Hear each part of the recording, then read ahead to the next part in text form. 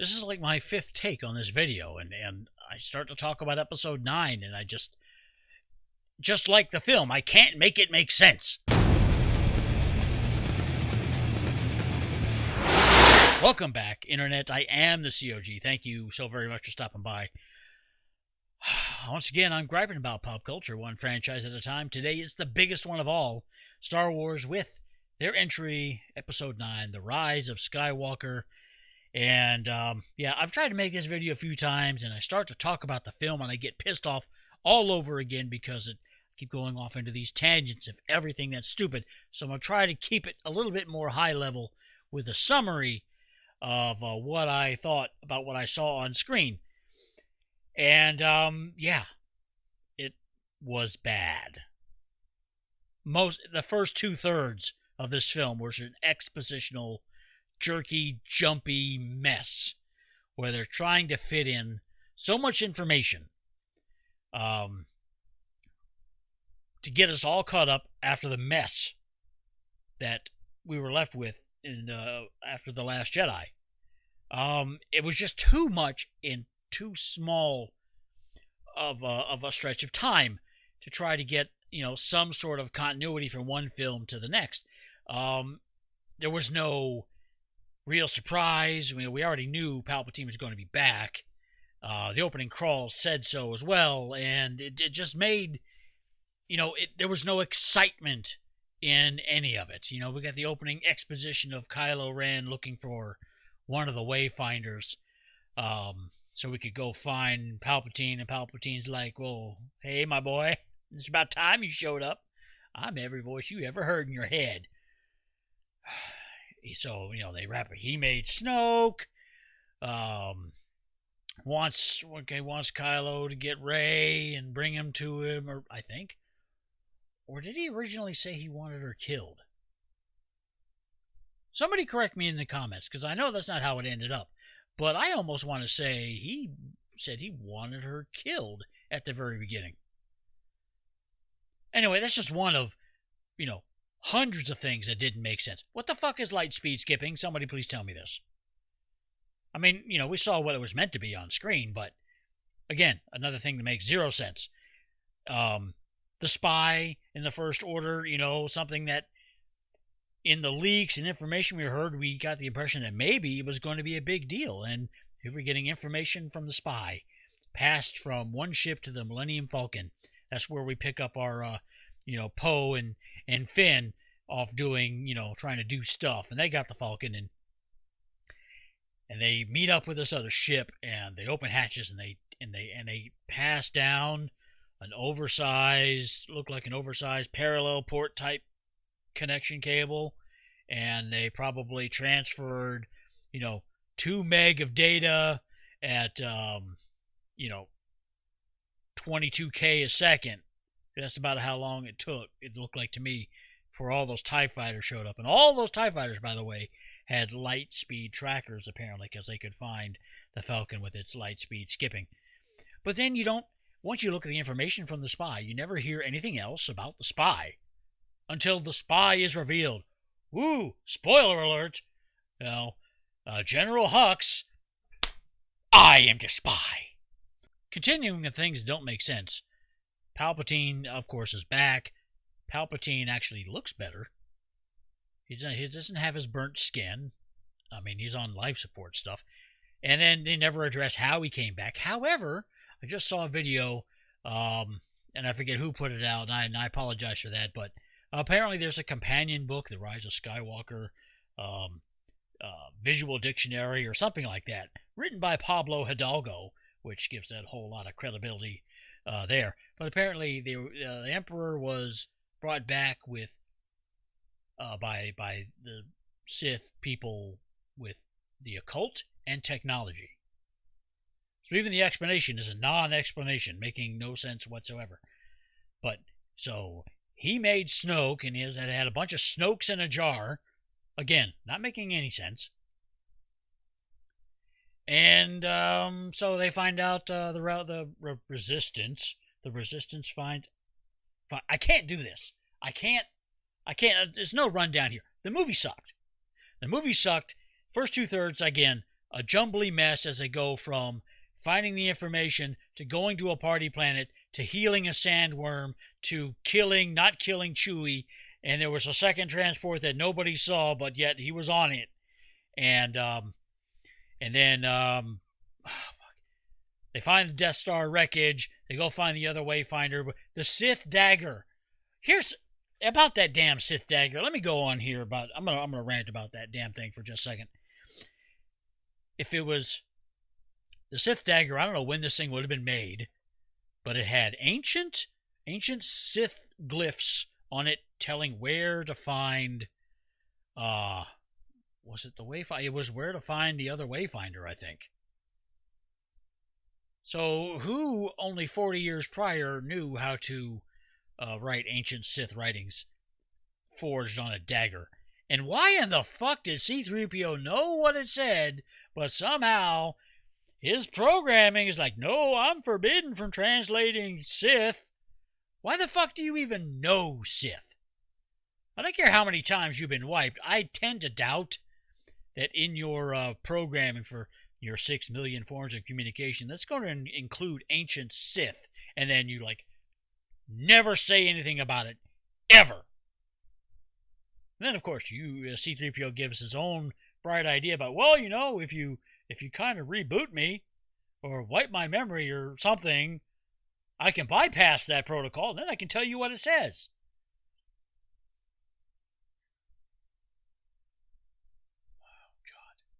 No, I ain't buying it.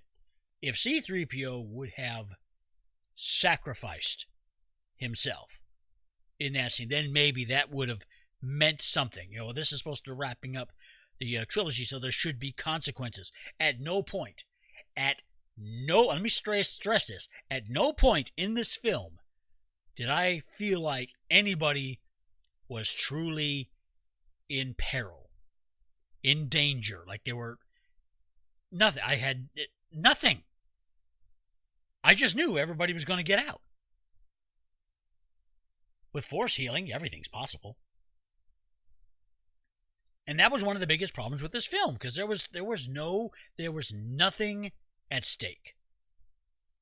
You knew when they sent off Lando to get reinforcements, he was going to show up with reinforcements.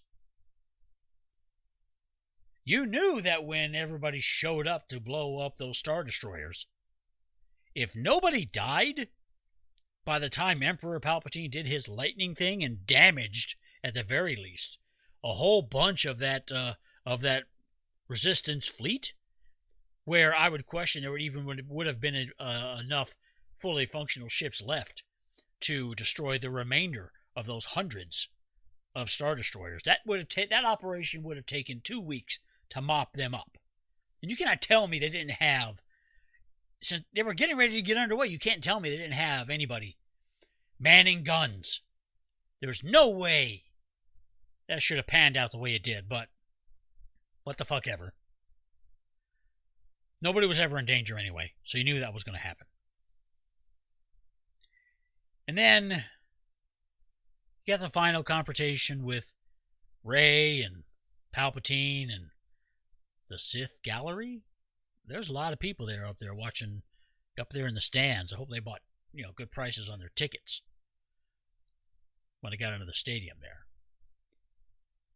And Palpatine's grand scheme, besides fitting all these hundreds of Star Destroyers with Death Star tech,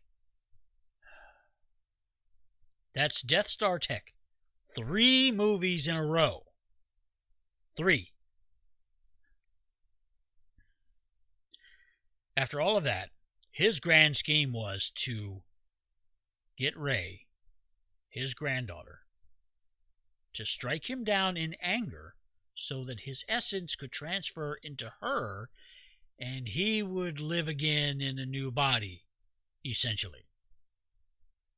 But because of this special connection between Rey and Ben Solo, a force thingy that even Palpatine didn't know about and couldn't sense, when he did, it invalidated all of his scheming. It's like, oh, I can just suck away your life force and come back? That's a whole lot easier. J.J. Abrams, as I said in the past many times, had an uphill, impossible battle to make a satisfying ending to the Skywalker saga based on the 2 chapters before. He could not do it in a single film. He could have, at the very least, like I have said before, split it into 2 films, and even as stupid as the story is, the execution could have been made better by splitting this film into 2 films. You probably could have pulled a trilogy out of everything they tried to squeeze into here, and spreading it out over 2 or 3 films would have made it, I think, more digestible. You wouldn't have had that very fast, choppy first 2/3 of the film. Make that first third the quest for the Wayfinders. Make the second third, I don't know what part of it, but at least 2. Make the first film of the 2, the quest for the Wayfinders, and the finding of Palpatine, or at least finding out where he is, or something to that effect, and then make the remaining film, everything that happened after that, and fill it in accordingly. And I think you would have gotten something that would have, I don't know how well it would have pleased audiences, but it probably would have pissed them off less. Now here's where I'm going to defer from the opinion of a lot of people. The way the Reylo thing played out during that final confrontation, because I think the film actually started to get its legs and started to slow down and made sense during Rey and Kylo's fight on the Death Star wreckage. I think at that point, things started to, like I said, slow down and become a little more cohesive as a narrative, and things. That's when I think the movie really started.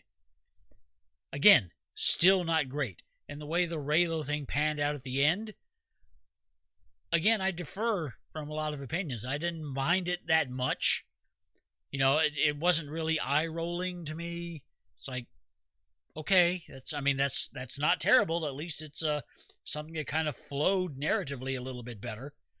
Now here's where I'm really conflicted. Like I said, I really didn't like this movie. When people ask, so what'd you think of it?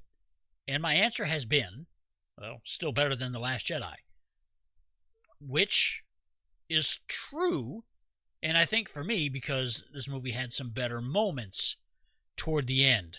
That last third, when things started to settle down and actually started to become a story. And that's just the way, that's just the way it came across to me. I think because of those moments, I like this one better than The Last Jedi. However, here's where the real conflicting stuff comes in. And I cannot believe I'm saying this in public. There are some movie-making aspects in which The Last Jedi is...